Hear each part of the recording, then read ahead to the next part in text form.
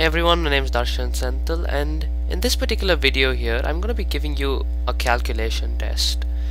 Now in these calculation tests I'm going to make quite a few of these later on as I keep making videos, and these are basically just to sort of help you improve your calculation, and calculation is actually the most important thing in chess. Now there are a lot of other things in chess like knowing the moves of the pieces and your tactics and all that, but nothing is more important than this. This is the sort of glue that puts it all together. So if your tactics and your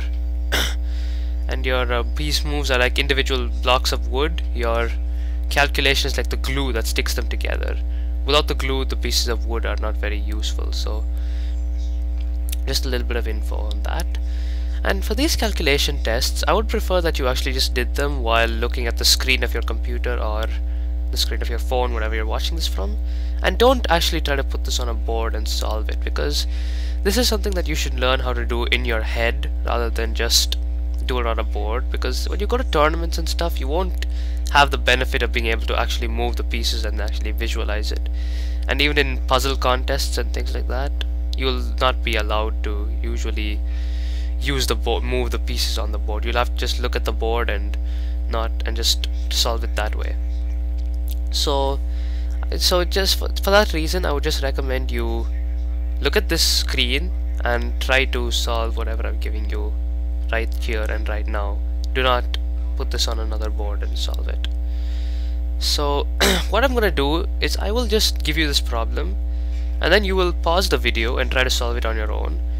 If you cannot, just keep going with the video, and I will first narrate the variation to you, narrate the answer to you, like in moves, and then I will actually go over it full-fledged while on the board right here. So I hope you're prepared for that. Just get someplace comfortable where you can keep your mind as calm as possible, because a calm mind is key to being good in chess and finding all those little calculations that often are game changers. So find a comfortable place, sit down, clear your mind, and look at the problem. It's a very easy one. It's a checkmate in 4 moves, and it's really not that hard, just one variation, 4-move checkmate. So just try to find that, pause the video, and just pause this. Yeah, just find it. Okay, so now I will be narrating the variation to you out loud, and just try to visualize it on the board if you have not already tried to get it.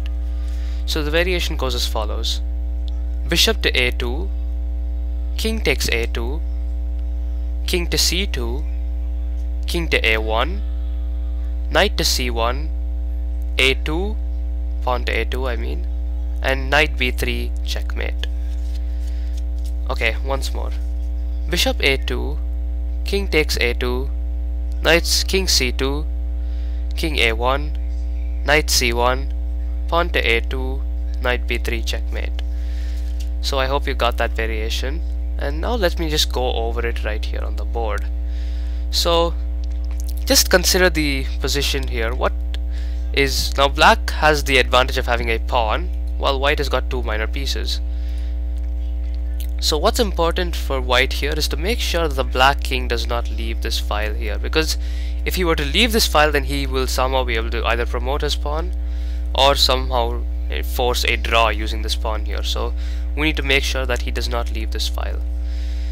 But another thing we need to make sure is that he has space to move within the file. Like, we should not constrict him too much, and we should not let him out at the same time. So to do that, we are first just going to give him a little bit of extra room, and we're going to sacrifice our bishop here on a2. Now of course he has no option but to take it. And now we're just going to keep him on this file by moving our king down to c2, like I told you. Now he again has no other option but to move to a1.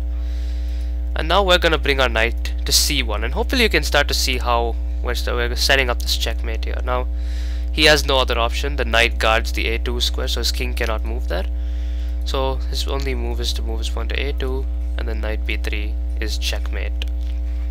So I hope you just saw how that came to play, and yep, I hope you found this calculation test helpful. And this was actually a very simple one, and I think I will upload more complex ones in the future, maybe with more variations or with more pieces on the board. But this is just a little basic example of what I might give you now and from time now to then.